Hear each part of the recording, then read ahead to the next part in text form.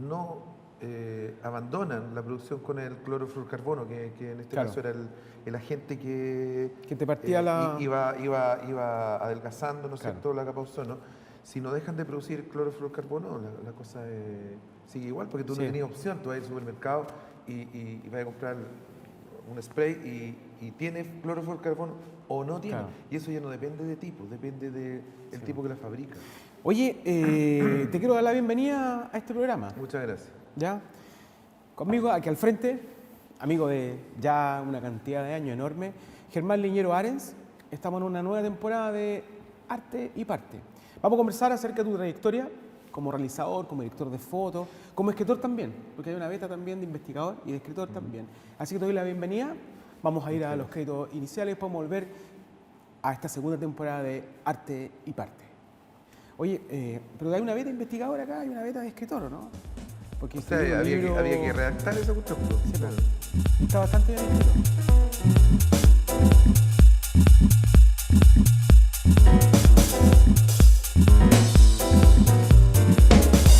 And it's so packed in here.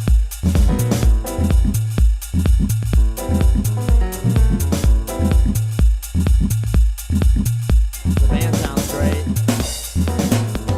Double penny whistle tracks.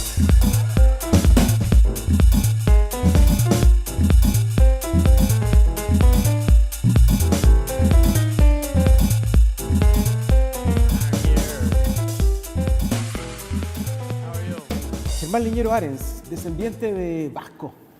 Vasco alemán. Vasco alemán. Sí, mi mamá es descendiente de alemanes. Arendt, en realidad, termina con D, el apellido. Son de estas familias que llegaron al sur de Chile, ¿no es cierto?, en la colonización del sur por familias alemanas que trajo el gobierno chileno desde mediados del siglo XIX. Y claro, y vasco por mi papá, que bueno, ahí está toda la migración de vascos y de españoles de la primera mitad del siglo XX. Perfecto. Tú tienes un periplo bastante interesante porque tú estudiaste sonido en la Universidad de Chile, ¿cierto? Claro, tuve 3 años estudiando sonido en la Universidad de Chile entre el 79 y el 81, 82. Y después 3 años y medio. A Francia. Claro, lo que pasa es que era la época de la dictadura, entonces la Universidad de Chile era bastante restrictiva en una serie de manifestaciones que uno podía tener y yo era de los que me manifestaba, digamos. Y además era dirigente del centro de alumnos que nosotros teníamos en la facultad, que era un centro de alumnos, uno de los primeros centros de alumnos que se llamó en esa época centro de alumnos democrático, que en el fondo era opositor al régimen y que lo decía, digamos, abiertamente. Y eso me significó que en algún minuto me sumariaron y quedé fuera de la universidad. Y ahí me fui a Francia, pero entre medio pasaron otras cosas. Digamos. ¿Pero por qué estudiar cine en Francia? Porque tú estudiaste específicamente dirección de foto. Sí. ¿Pero por qué esto? ¿Pasarse del sonido a esto? ¿Cómo nace esta inquietud, digamos, llegar a Francia, a estudiar algo que a lo mejor no había tenido ningún contacto anteriormente? Lo de Francia es una casualidad en realidad porque tiene que ver con el país que me dio la beca para ir a estudiar. Lo del desplazamiento del sonido al cine tiene que ver con que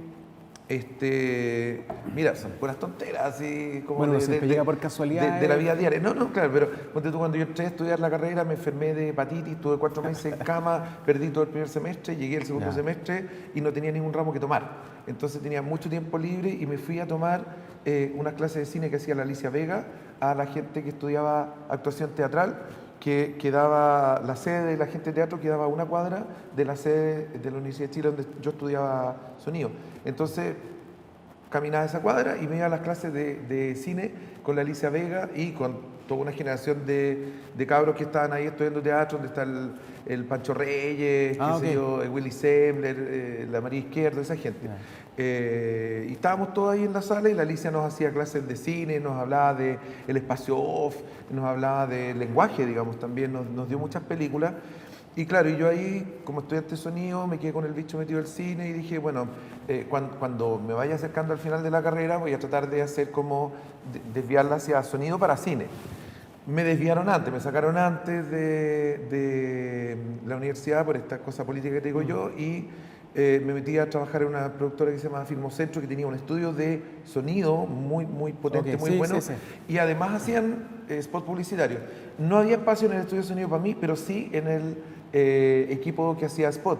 Entonces me metí ahí pensando en saltarme por dentro al estudio de sonido. Nada, me encantó filmar, me encantó estar en el set, me encantó el tema de las cámaras, las luces, todo, y me quedé ahí. Y a partir de ahí me fui a Francia, porque entre medio empecé a tramitar una beca para poder terminar mis estudios, y esa beca surgió por el lado del gobierno francés. Pero y tú vuelves a Chile después de haber estudiado dirección de foto y llegas profesionalizado, ¿cierto? Que aquí en Chile el ser profesional en esos tiempos era... Básicamente esto era por oficio, ¿sí? Adquirido, digamos.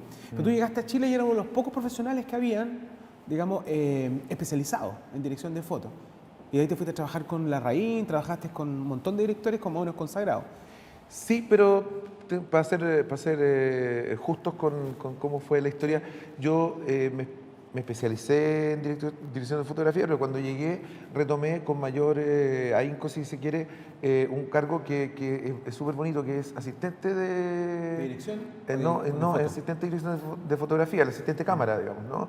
Y en eso todo lo tecnológico que yo aprendí me sirvió mucho, porque de verdad que la formación en Francia fue una formación muy tecnológica, y creo que llegué a ser un buen asistente cámara, un buen foquista, entender bien el tema de la óptica, entender cómo funcionan bien las cámaras, los motores, en fin, y le fui útil a muchos directores. En ese minuto, efectivamente, Ricardo Larraína, en fin, Carlos Flores del Pino, una serie de directores y directores de foto con los que trabajé también, entre ellos Héctor Ríos, que de alguna manera fui uno de sus asistentes de cámara. Héctor Ríos, el gran formador de casi todos los directores de El foto. gran formador de muchos directores de fotografía, y en esa época trabajamos mucho juntos también y nos reíamos harto y bueno, en fin. Hicimos mucha publicidad, con Héctor Ríos hicimos mucha publicidad. Oye, ¿y cómo baja Germán Liñero de ser director de foto, de ser haber dirigido también, ¿cierto? ¿Cómo baja a esto? ¿Cómo baja a la investigación? Esto que es el libro de la historia del video. Pero espérate, antes de entrar acá me gustaría que revisáramos tu material, porque hay harto hecho, hay harta dirección de foto, hay harto trabajo, hay harto spot, hay harta película, ¿cierto? También, harta serie, porque tú te pasas de diferentes lados, ¿no? Te pasas de ser director de foto, te pasas a dirigir, te pasas a hacer comerciales, te pasas a hacer serie de televisión. Y hago clases.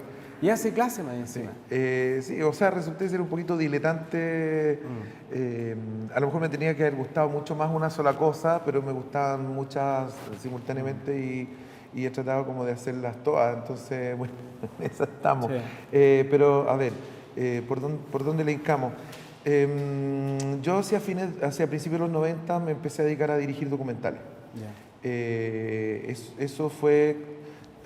a ver, si los 80, después de llegar a Francia, fue publicidad y asistencia de cámara, en los 90 me dediqué a dirigir documentales para tele particularmente. Trabajé en un programa científico que fue bien exitoso en TVN, Enlace. Y del documental, de alguna manera, me salté como a la investigación, si se quiere. También a propósito de una tontera, llegó un momento... ¿Vamos al reel? Ok, vamos a tu video. Vamos al reel. El reel de dirección de fotos, ¿sí? Sí. Ah, ya, ok.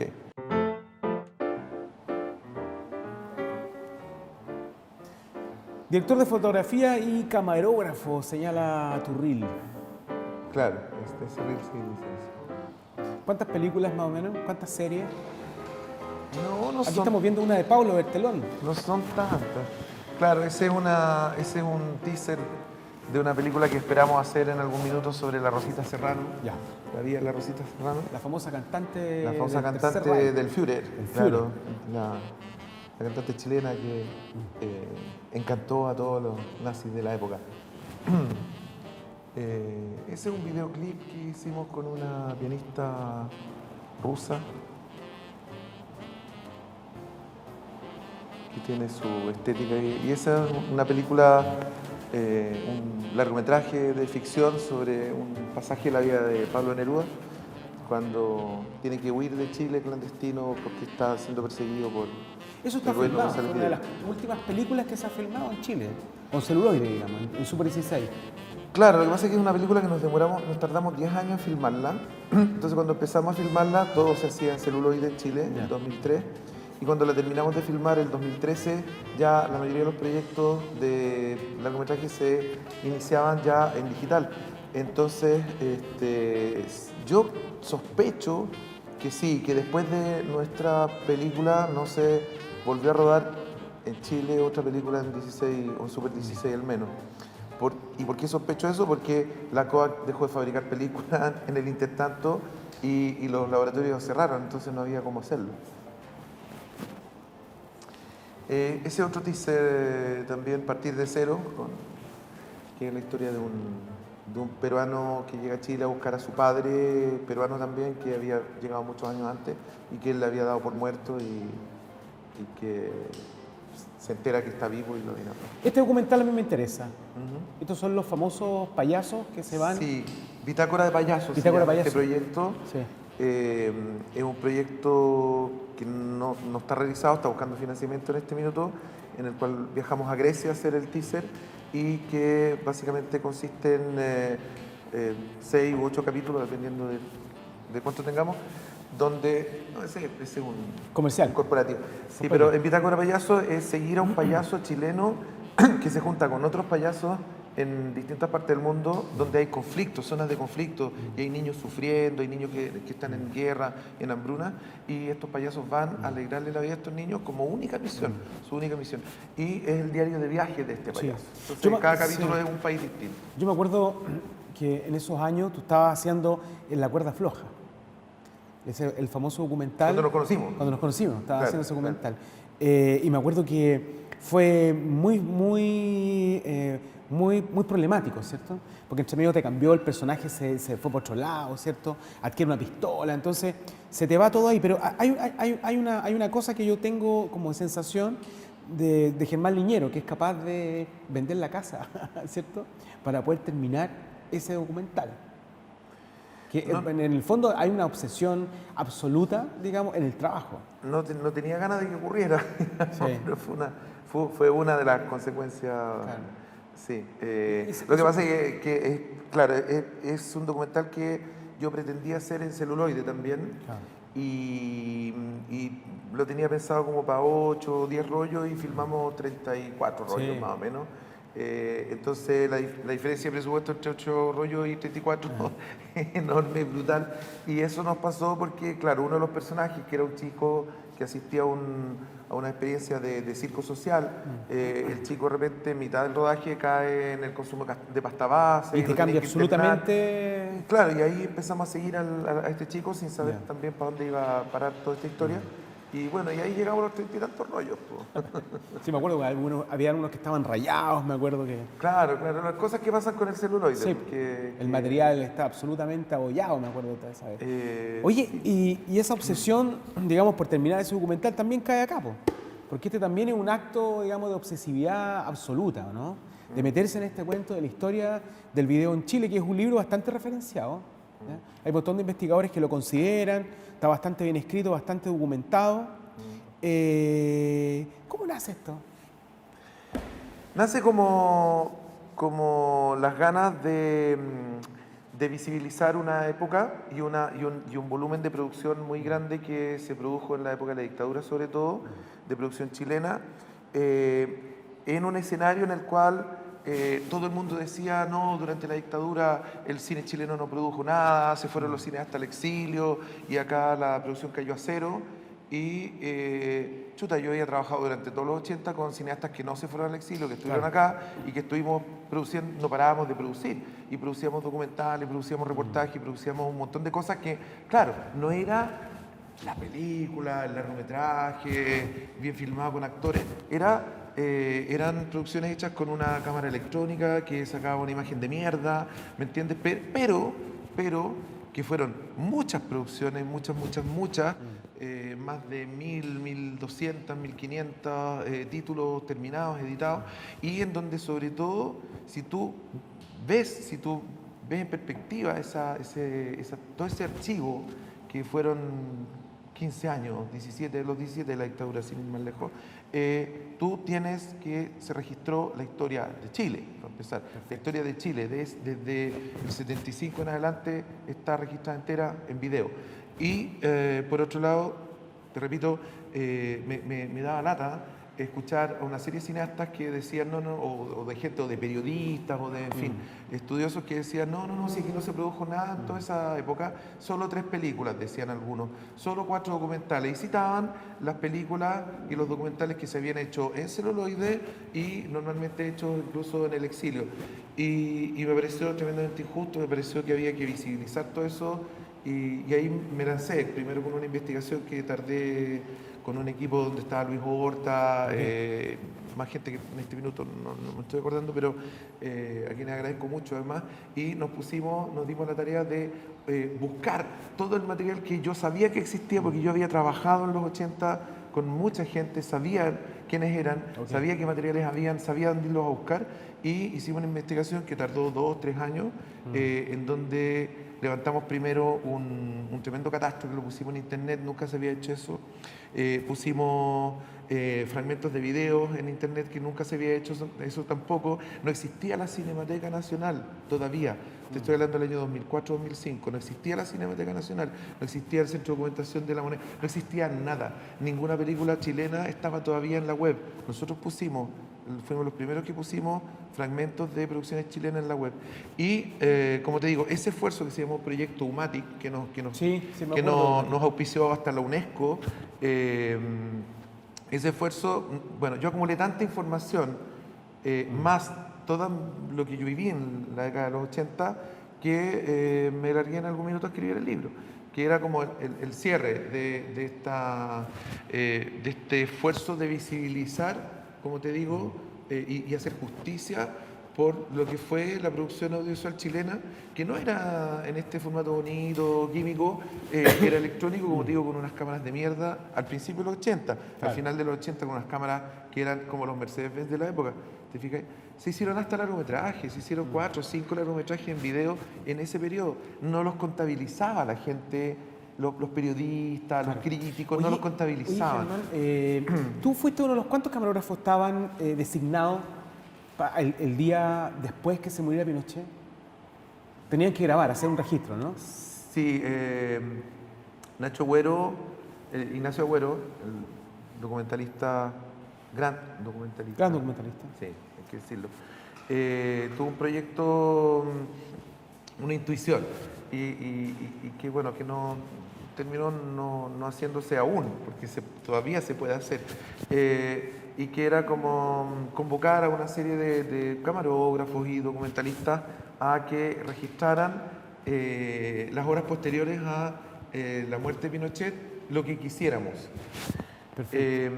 Hay una foto tuya emblemática en el diario. Sí, en el diario. Con una camarita la última chiquitita. noticia. La última noticia. Yo entro en La Moneda, pantalón naranjo, con una camisa amarilla, manga corta, lo más, pero así lo peor vestido que podía ser, con una cámara chiquitita, handicap, así. Sí. Bueno, claro, yo fíjate que me fui a la feria, porque fue un día domingo, me fui a la feria que estaba cerca de mi casa a entrevistar a los feriantes. ¿Qué les parecía la muerte de Pinochet? Salí con una sensación encontrada, porque yo pensaba que iba a haber como más unanimidad en las opiniones, y no, estaban bien divididas. Fíjate, había gente que lo lamentaba mucho, otra gente que estaba muy contenta, en fin. Y después de eso me fui a La Moneda porque alguien me consiguió poder entrar a La Moneda. Sí. Y yo de verdad que andaba de domingo casero, desastrado así, casi con ojota, y llegué a La Moneda con mi camarita, Sí. a grabar, bueno, lo que pasaba en La Moneda. Me dediqué a grabar como a los otros periodistas, en fin, y tal. Y a una chica del Mercurio, o sea, de las últimas noticias, le parecí un personaje divertido, y terminé saliendo como en la portada. Sí, yo me acuerdo, es una foto emblemática. Claro, creo que te la al día mandé, de siguiente. hecho. Mira, Sí. ahora aparece la Sí, última sí, noticia. sí, fue- Aparte que eres grande, entonces te veías con la mano extendida abajo la gente. Claro. Era una situación muy divertida en el fondo. Fue simpática. Y bueno, Ignacio tiene los materiales, me imagino, de todos los camarógrafos. Yo no sé si terminé pasándole el mío o no, pero ese proyecto como que después medio como que se diluyó, pero yo creo que si todos conservamos nuestros materiales, es cosa que Ignacio diga a lo mejor, ya, ok, hagámoslo ahora y se hace. Ok. Tú tienes una serie también que ya tiene 2 temporadas, ¿cierto? Porque te mete en comerciales, te mete a hacer películas, en todas partes, ¿cierto? Esta cosa del audiovisual de repente es sobrevivencia y también una cosa de obsesión. Y hace esta serie que fue bastante emblemática también, Maestros del Espacio. Maestros de la forma y y el espacio. Sí. Que es una serie de arquitectura. Sí, más que de arquitectura, o sea, de arquitectura ciertamente, pero más que de arquitectura son biografías de arquitectos que han tenido un impacto relevante en los habitantes de los lugares donde ellos han instalado sus obras o donde han ejercido su acción. Nos dedicamos a hacer la biografía, a rescatar la biografía, y en ese sentido es un programa que tiene un sentido patrimonial, quizá como el libro también, a rescatar la biografía de los arquitectos que están detrás de pronto de edificaciones o cosas que están en la ciudad, que uno transita todos los días por ahí, claro. que le afectan o le benefician, pero que no sabe que detrás de esa construcción, primero hay una persona o un grupo de personas que idearon eso, pero que esa persona o ese grupo además tienen una ideología e incluso tienen una postura política al respecto. Y nosotros quisimos rescatar en las biografías el pensamiento social, político o filosófico que hay detrás del accionar de un arquitecto que va diseminando obras a través de su vida. Veamos un fragmento de esta serie. Sí, dale. ¿Cierto? De un arquitecto de acá de Valparaíso, ¿no? Que Alberto diseñó Cruz. Alberto Cruz, ¿cierto? Es uno de los pocos registros que queda de él también. Estos simples cubos son en parte los responsables del profundo cambio que experimentaría la enseñanza de la arquitectura, primero en la Universidad Católica de Chile en Santiago y después, y muy especialmente, en la Universidad Católica de Valparaíso, a inicios de los años 50. Con ellos, uno se puede aproximar de manera personal a la experiencia sensible de la luz y del espacio. Con estas formas, el arquitecto Alberto Cruz Covarrubias iniciaría una larga carrera de docencia de más de 60 años en que la arquitectura se elevaría a niveles casi místicos, por donde solo habían transitado la filosofía, las artes y por sobre todo la poesía.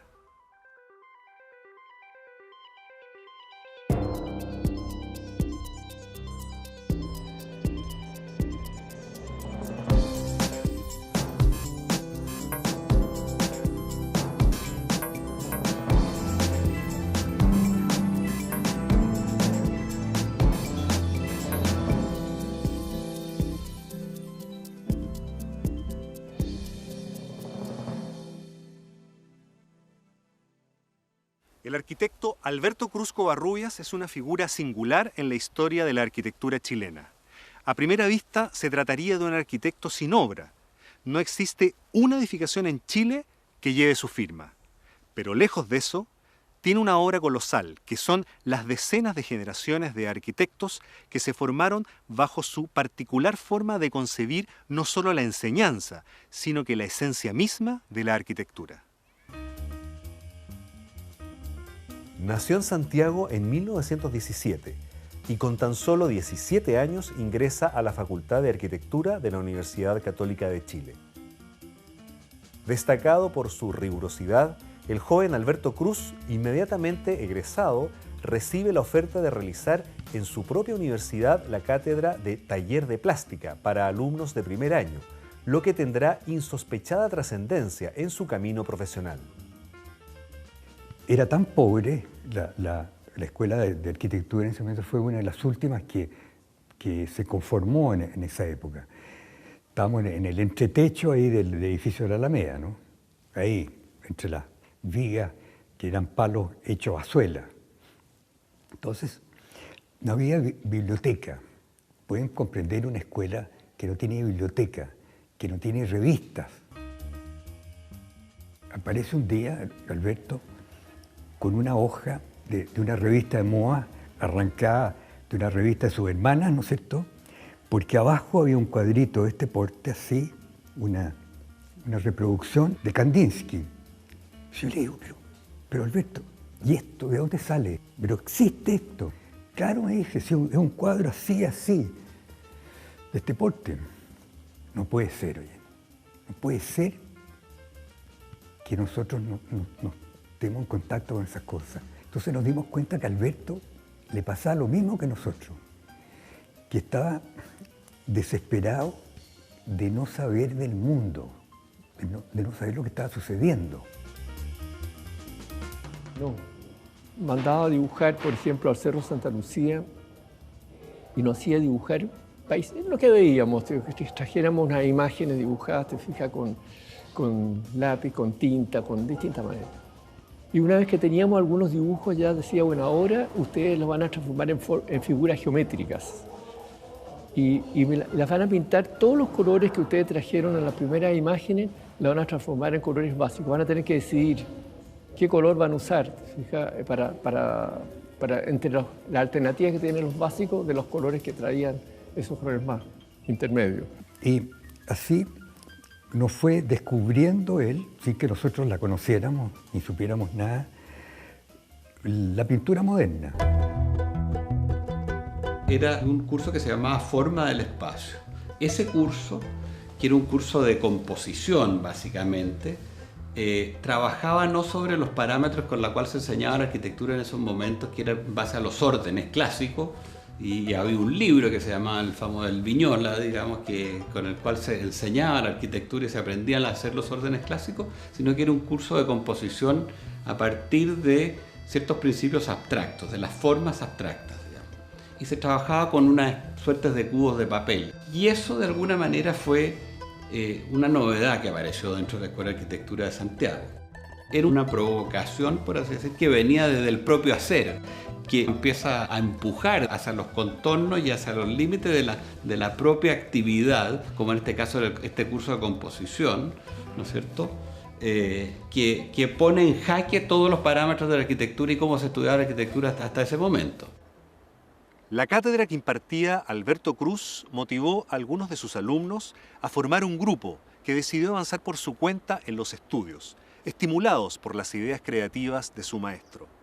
Luego de algunos meses de asistir a la casa de Cruz y en un ambiente de gran cohesión grupal, la llegada a Chile del poeta argentino Godofredo Yomi desencadenará en el grupo y en el propio Alberto Cruz un proceso de reformulación de la arquitectura de alcances nunca vistos en el medio nacional. La serie de arquitectos, ¿cierto? Tú me contabas que tenías 4 capítulos ahí por estrenar. Sí. No tienen fecha todavía. No tienen fecha todavía. Eso, no tienen fecha todavía. Pero se vienen. Sí. Ustedes trabajaron con puro arquitecto ya de edad, ¿cierto? Emblemáticos, digamos.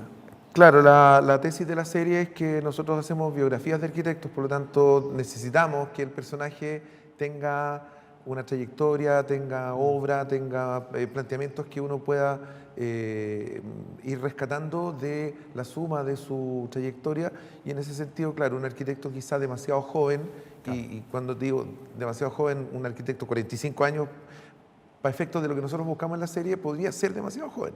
En general terminamos trabajando con puros arquitectos ya mayores, algunos de los cuales, como Fernando Castillo Velasco, fue su última entrevista. Sí, lo recuerdo. Que nos la dio a nosotros, y algo así como un año, menos de un año después, falleció.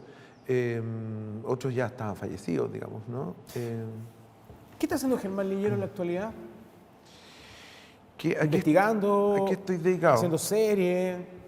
Bueno, el tema de dedicarse al audiovisual y al cine en Chile es un temazo. Así, Es sobrevivir, ¿no? Claro, pero dejando de lado eso de que hay que pagar el balón de gas y todo, Sí.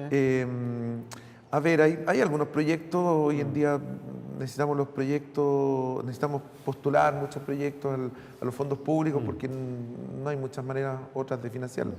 Y dentro de esos proyectos sí hay un largometraje que,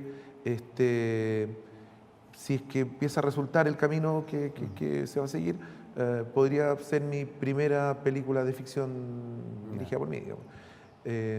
Eso. Y hay una serie de televisión también de documentales que está esperando conocer el resultado de otro concurso.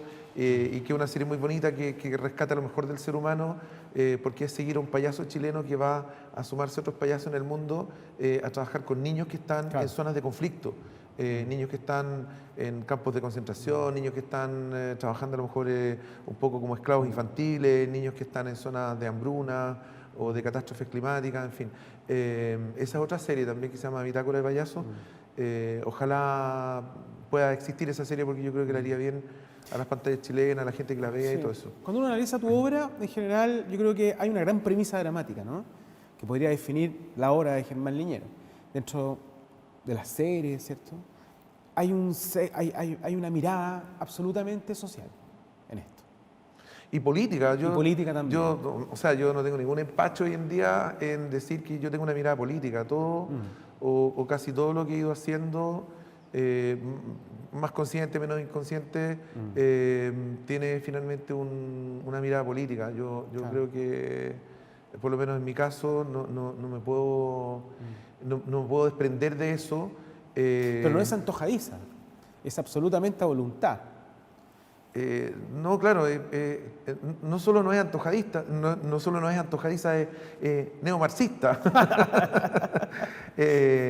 No sé, a lo mejor estoy cometiendo una barbaridad al rotularme sin haberme leído todos los neomarxistas que tengo que leerme, pero lo que te quiero decir es que sí, yo tengo una mirada política, yo tengo una mirada social y creo que hay un conjunto de ideologías quizá que dan mejor cuenta de ese interés social que yo tengo en lo personal que otros. Y en ese sentido también es política mi mirada. Y eso pasa porque se vive, ¿no? Se vive harto. Se viaja, se vive, se sufre, ¿cierto? Bueno, como, no sé, anda un meme dando vuelta por ahí que dice que la xenofobia se cura viajando a otros países, la estupidez se cura leyendo y no me acuerdo qué más. Pero... Bueno, estamos llenos de memes en todo caso. Chile, sí, un país de memes.